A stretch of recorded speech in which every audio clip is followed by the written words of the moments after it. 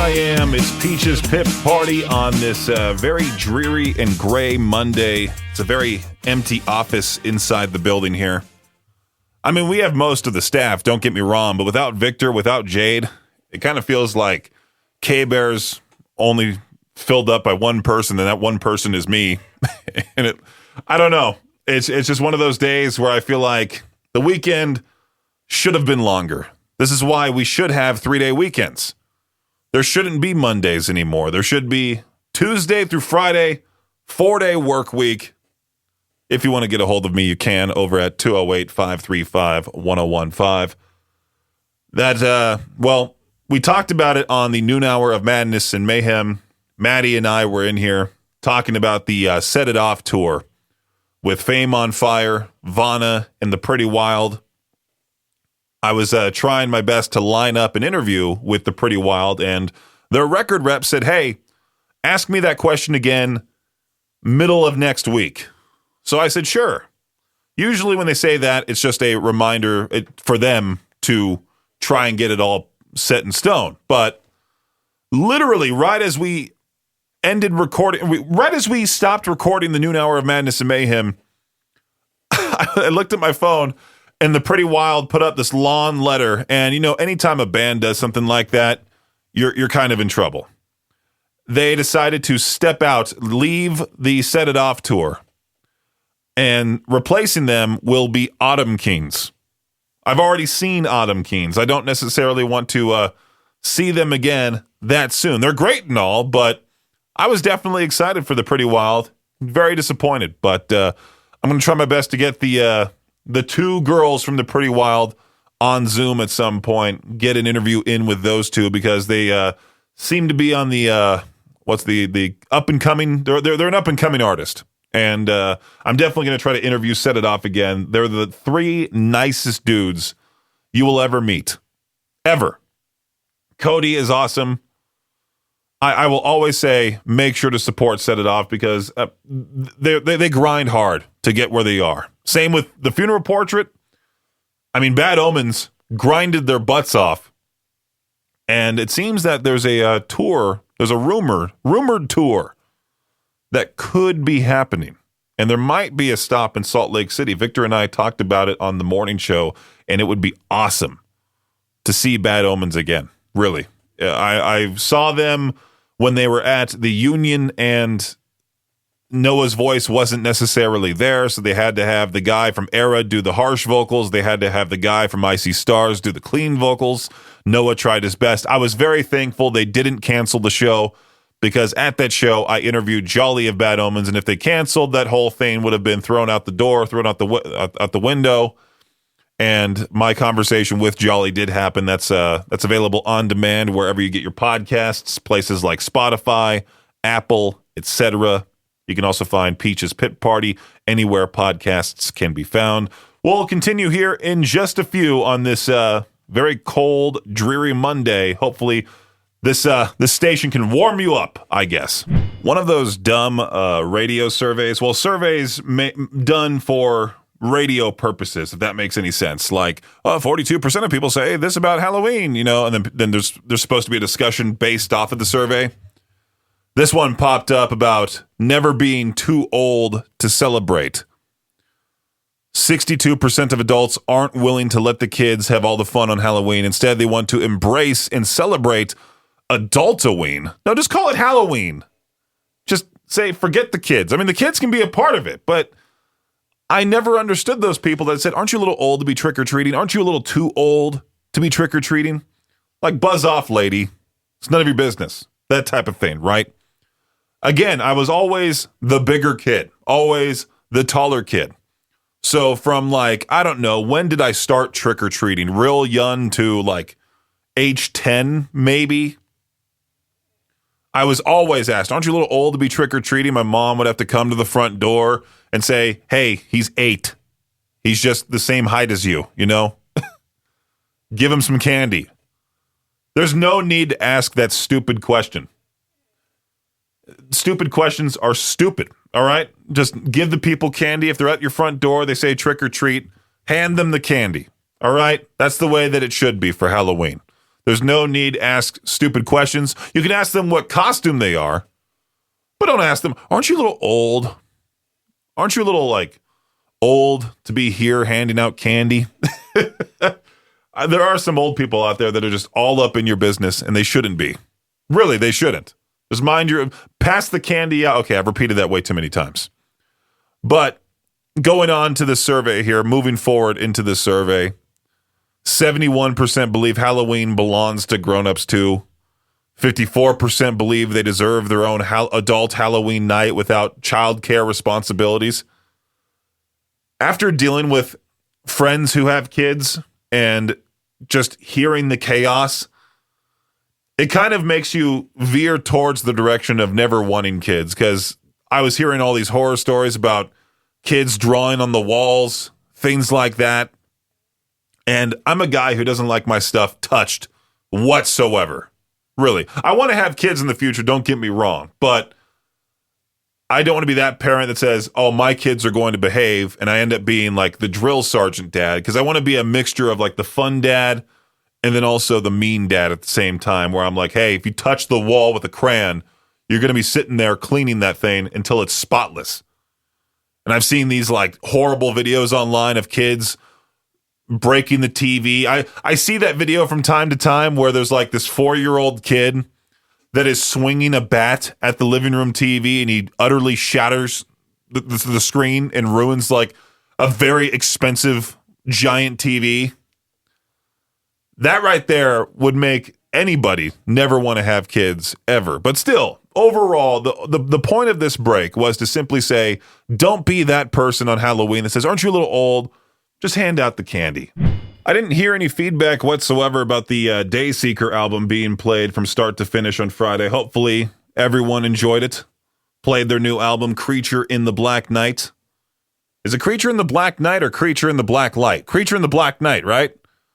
For some reason, it popped up in my head that it could be Creature in the Black Light, and I look like an idiot trying to say, hey, where's your feedback? And I say the album name wrong, but no, Creature in the Black Night from Dayseeker. I played that entire thing from start to finish on Friday during the 5 p.m. hour.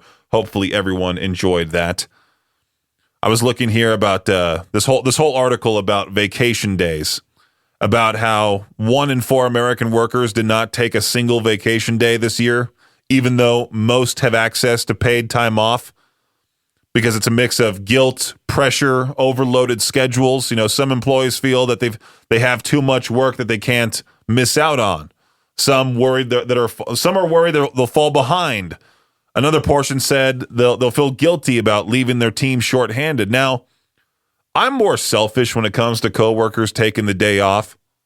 Like when Viktor takes the day off just to, rest or whatever, I'm like, well, there goes the noon hour of madness and mayhem. I have to do it by myself. That's an extra hour of solo radio that I have to do. Luckily enough, the Mad Dog, Maddie Kid, was able to join me today. But, it's like for my own selfish reasons, like, hey, stay here and do this show, that type of thing. But if people want to take the day off, go for it, right? You have you have that PTO, use it, all right? I used to be that guy. Well, I still am that sort of dude. Like, if I'm feeling 100% and I feel like I can show up to work, I'll show up to work. I don't hate my job. I love it, If this was In-N-Out Burger, I'd be saying, hey, any PTO that I have, I'm going to use. I hated working there. I hated customer service. Another portion of people on this survey thought their boss would react negatively if they took a full week off. Jade is the only guy that says, hey, take some more time off to me. Sometimes I come in on the weekends and he's like, dude, go home, enjoy the weekend. I think the next time I plan on taking a week off is the end of the year, after Christmas.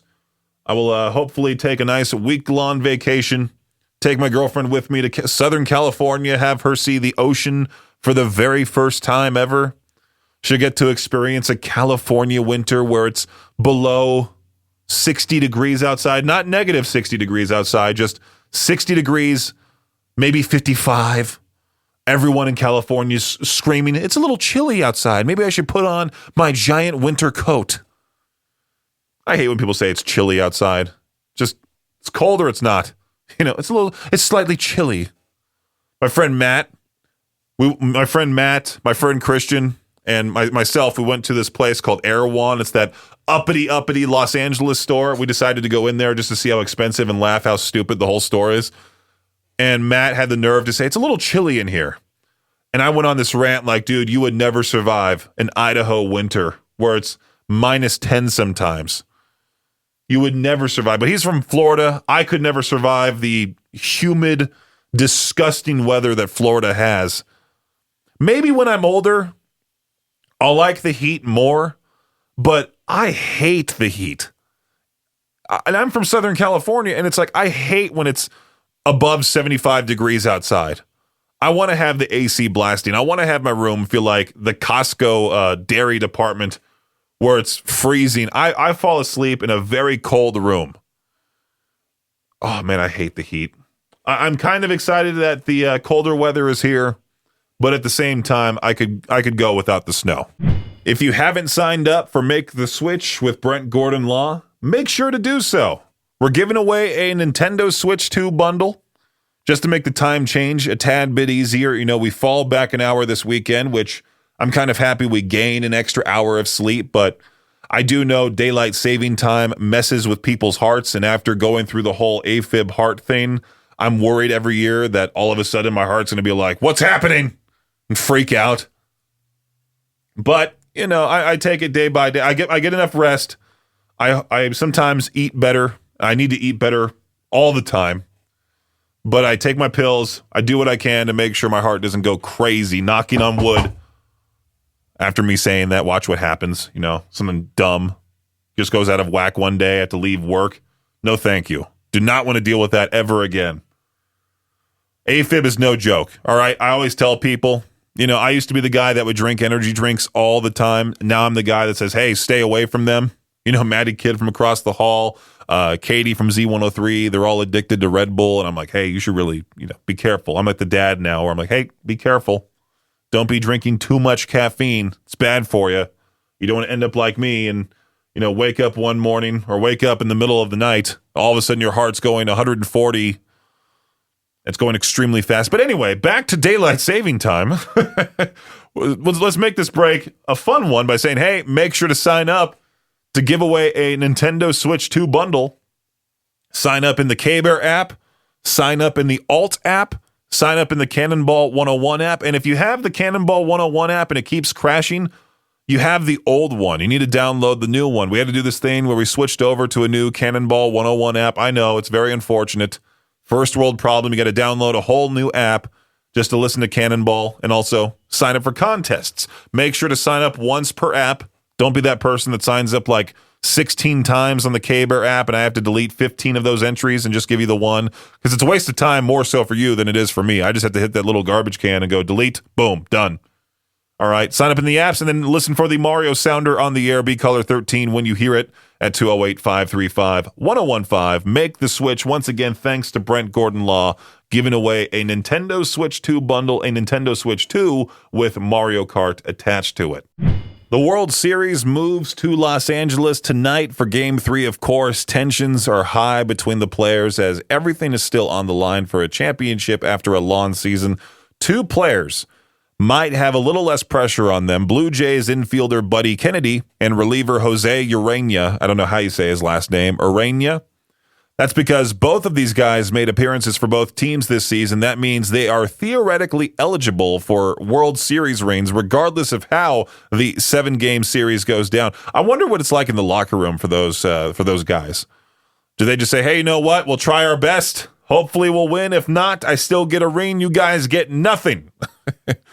Over the weekend, all eyes were on the World Series games being played in Toronto. Starting tonight, baseball fans can enjoy watching the big games being played in the second best baseball city in America. At least that's what some number crunchers at Wallet Hub figured out. They looked at the energy and success of teams in Major League Baseball, as well as minor league and college teams in hundreds of cities in America. Los Angeles is number 2, New York number 1, Atlanta number 3, St. Louis 4, Boston 5, pretty much the biggest cities in baseball, their cities. Boston Red Sox, St. Louis Cardinals, Atlanta Braves, Los Angeles Angels, Dodgers.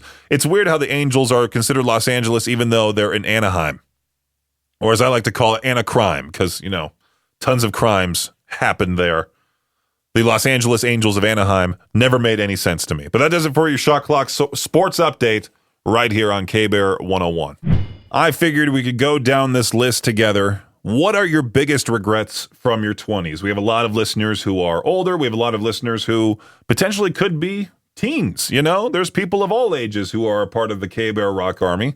I'm leaving the 20s next year, going right into the 30s, which is hard to believe that next year I'll be 30 years old. And then every time I think about my age, I always hear that listener in the back of my head, oh, you're so young. I wish I could be 29, 30 again. I'm 72. Where's the old car horn? Should I play that real quick? No, that's going to interrupt the music bed. Forget about that. But I figured we would go down this list here. What are your biggest regrets from your 20s? Not saving or investing sooner. Compound interest is no joke. Yeah, definitely take advantage of your what's it called? Of your savings. Put everything in your savings. Spend some money for yourself. Treat yourself every once in a while, but for the most part, save up what you can. I myself cannot wait till my car payment is officially done. Really, I can't. The car payment absolutely sucks, and I'm getting closer and closer, but it still feels so far away, Not taking more risks and worrying too much about what others thought of me. I always think about what others think of me. If there's that one subtle comment that some person makes negatively about my show or something like that, sticks in my head, And I shouldn't give that power to the haters who don't necessarily know me. They just hear me for 5 minutes and go, oh, I don't really like this guy because he insulted one of my favorite things or something like that, What are your biggest regrets from your 20s going down this thread here? Not enjoying my social college life at all. Yeah, I graduated very early. I graduated at 21, went to college at 17 because I turned 18 my first day of college. It was, I don't know. I went through school really fast. I tried my best to enjoy the time while it happened.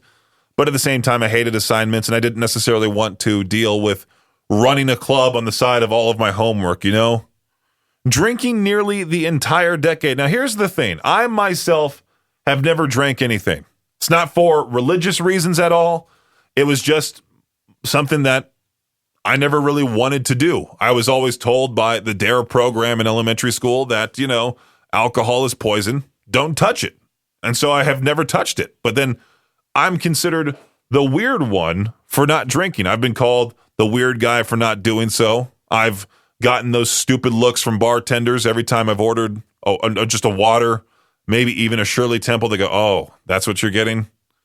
Like, what do you want me to do? Be the manly guy and get a shot of whiskey, pull out a syringe and do some meth? I don't know. What do you want me to do? Like, if I don't drink, it's my business, not yours. Don't be that person that's like, oh, that's a weird thing to do, Peaches. My friends from back in high school never really invited me to those parties because I wouldn't drink. I would just sit there and chat with people. For some reason, that was just not what they wanted at the party. What do you want me to be, Bert Kreischer? It's a pretty nice thread there. It's okay. Just a dumb break, Our KBEAR Rockin' Halloween is haunted by Juice City Vapor. This Friday, nonstop Halloween music. Very excited for that. Let's continue with some Halloween music. Typo Negative, Creepy Green Light on KBEAR 101. Peach's Pit Party right here on KBEAR 101. Be extra careful when carving pumpkins this week. I'm sure there are a lot of people who have already carved pumpkins, hopefully safely, of course.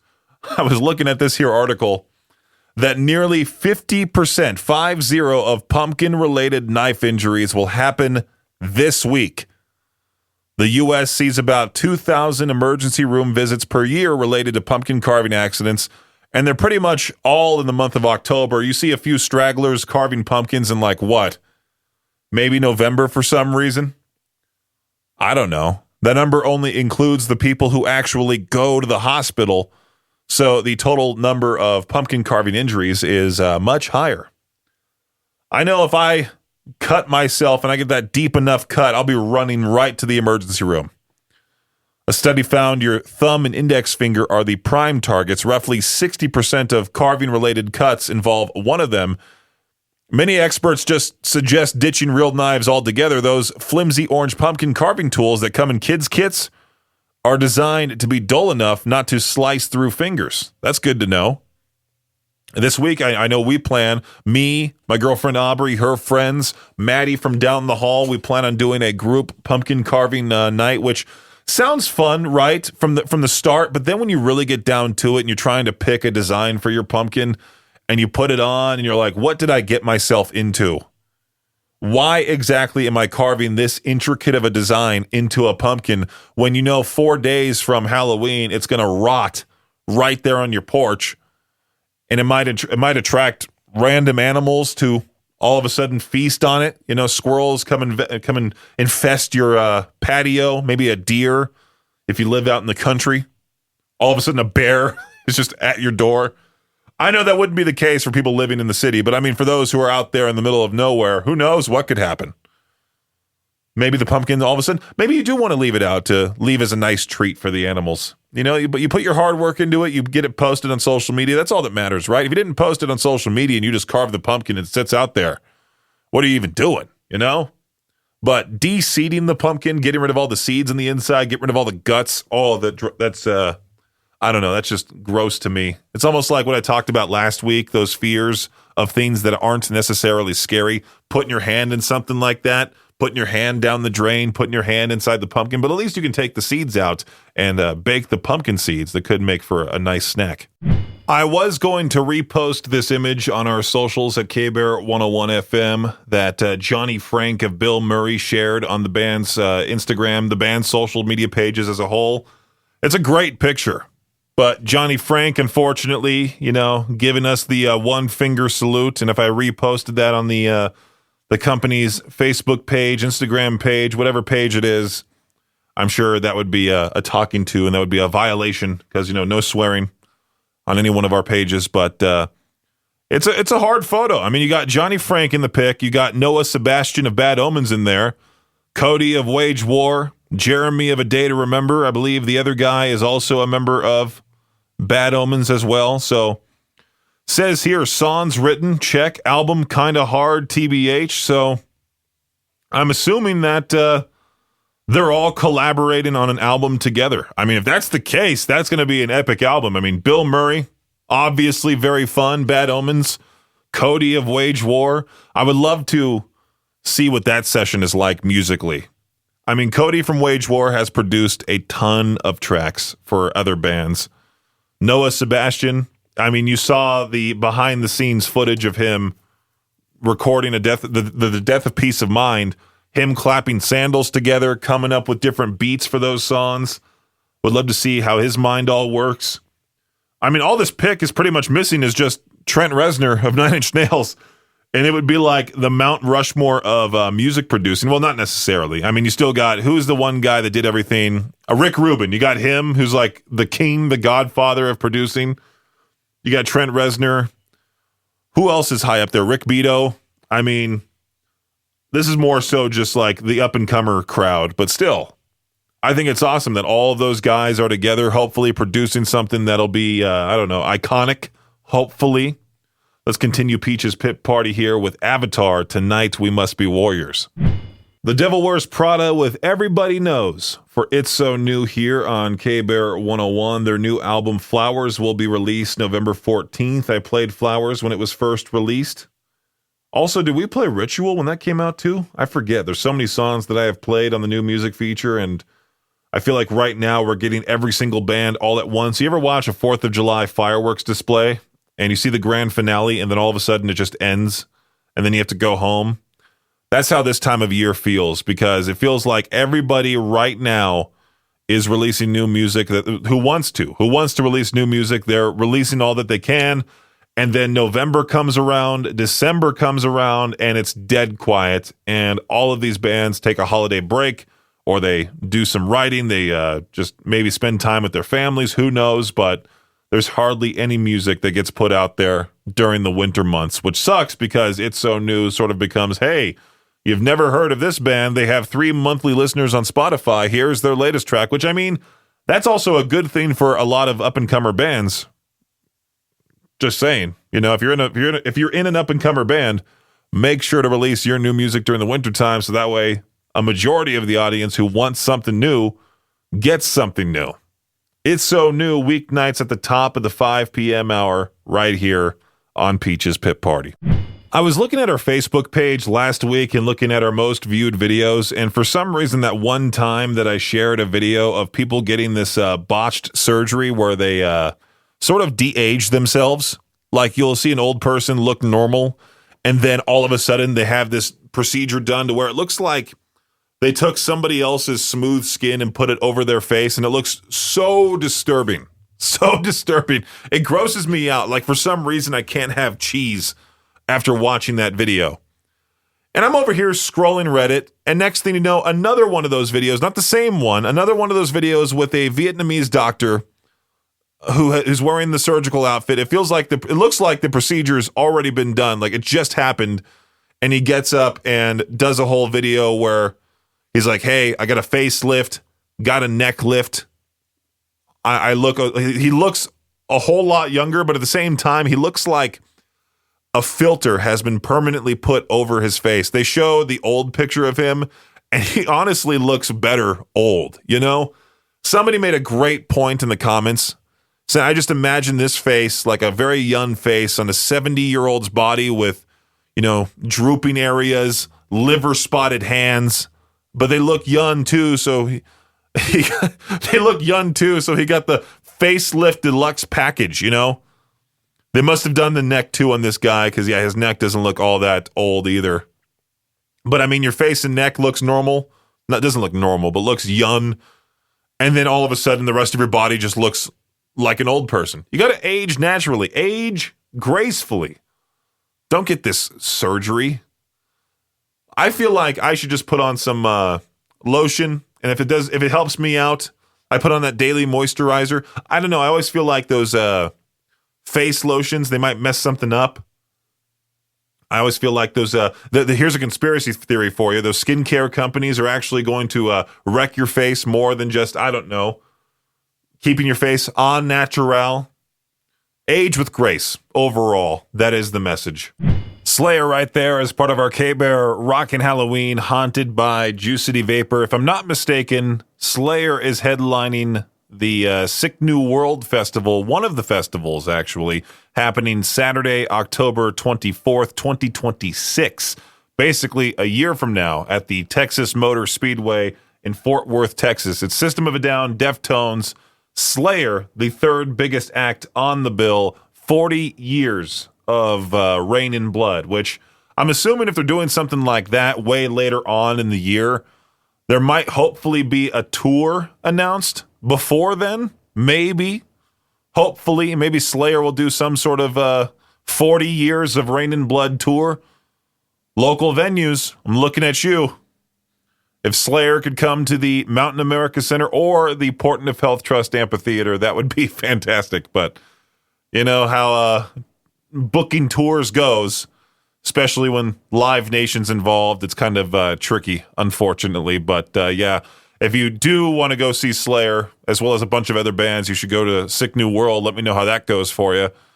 I've always wanted to go to a festival. I feel like Texas during that time of year would actually be pretty okay compared to like, what, July? Isn't there a band called Texas in July or something like that?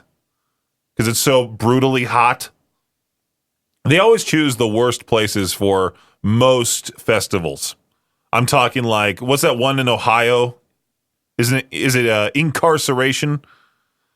Sacramento, California Aftershock. That one's not too bad. California's weather is pretty consistent, especially, I don't know, towards Sacramento. I feel like it's pretty consistent. Southern California, it's basically 80 to 50 year round. Even if it gets below that, it doesn't necessarily feel all that cold just because it's California, you know? But anyway, yeah, there's that. Sick New World, Slayer, Texas Motor Speedway next year. I have never been to a festival. Do I plan on going to the one in the near future? Hopefully, maybe I can go with like a media pass and go interview a whole bunch of bands. That would be awesome, but I can't imagine preparing for that many interviews. All of a sudden, I have to interview like 10 bands in a row. You have to just sit there and the bands rotate in what they call like radio circle or something like that, where you get like 10 minutes with the artist and every single person's asking the band the exact same thing. You know how it goes. Anyway, if you want to know what is coming to our area next year, make sure to check out the concert calendar. It's always available to you at riverbendmediagroup.com/calendar. Artificial intelligence may sometimes be smart, but it's not perfect. It often makes mistakes. I was literally just trying to make it do something that I'll talk about after this. A high school student in Baltimore learned the hard way that AI can make mistakes when he suddenly found himself just staring down the barrel of a police officer's gun. Now, I saw this headline over the weekend. I couldn't believe it. Investigators say football practice had just ended at Kenwood High School. 17-year-old Taki Allen, his name's Taki, just like the chip, Taki Allen, was hanging out with teammates and snacking on a bag of Doritos. Suddenly, alarms went off, sirens sounded. 8 police cars rolled up and officers jumped out with guns drawn. Allen was ordered to get on the ground. He was then cuffed and searched. It turns out that a new AI-powered gun detection system mistook Allen's Dorito bag for a weapon. The system flagged the image of it from a school security camera, triggering a police response. Allen was eventually released when officers realized, he wasn't armed, just, had a nice bag of chips. The incident is sparking questions about the reliability of AI in high-stakes situations. Get rid of it. All right? Get rid of it. If you have a situation like this pop up, or if that was like my kid just eating chips and all of a sudden there's police just arresting him for no reason, yeah, get rid of that AI. I would take my son out of that school, to be quite honest. I was just trying to get ChatGPT to make a picture of me and my girlfriend look more 1920s-esque because we went to that Halloween party over the weekend and it was 1920s themed. And I'm like, hey, just make it, and just give it a 1920s look to it. And it altered the way that I look. It altered the way that she looked. AI, completely unreliable. That is today's What the Headline right here on KBEAR 101. Back in the day when I was on the dating apps, users would gloss over the truth with fake or photoshopped profile pictures. The idea, of course, was to do what you could to get conversations rolling, right? If you weren't cheating with a few white lies sprinkled in your profile, you weren't trying back in the day, right?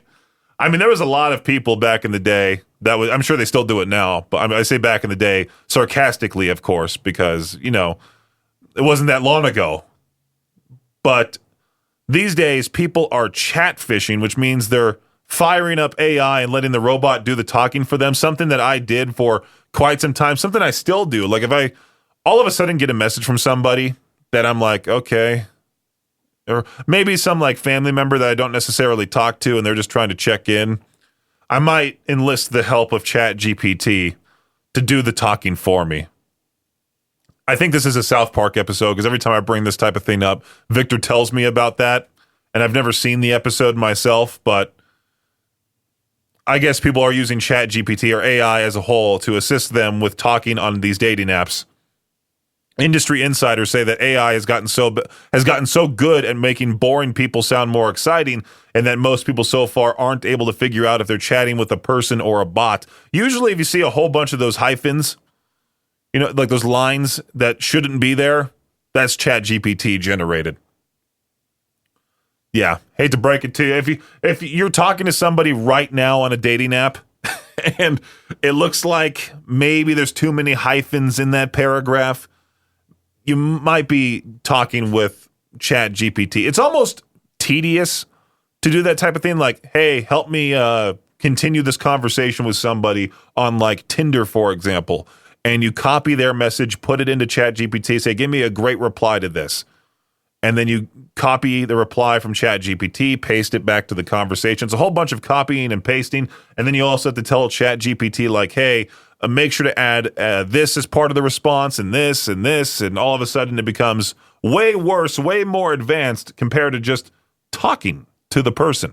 I have to be honest with you that I'm kind of afraid with winter approaching, snow coming down. I got to put the snow tires on. And even then I'm just like, I'm afraid of something happening again, like what happened last winter where I got rear-ended by that 16-year-old. I was waiting at a red light. Took me a little bit to stop. I had to pump the brakes, to get my car to come to a complete stop. But all of a sudden, boom, comes this other car right into the back of mine. Had to pull over to the side on Sunnyside out of all streets. completely to the side so I wasn't in the way. Then I had to be on the phone with insurance, and meanwhile it's pouring snow, and it was just awful. I had to drive a Chevy Malibu, which is one of the worst, tiniest little cars you could ever drive. But it was the only rental they had. Rental companies, think of tall people when you have options. Think maybe get a car that is reserved only for those 6'5" and above, I was looking at this East Idaho News article. Nearly all roads in Yellowstone National Park south of Mammoth Hot Springs are closed after a powerful storm created treacherous driving conditions and led to dozens of wrecks across the park.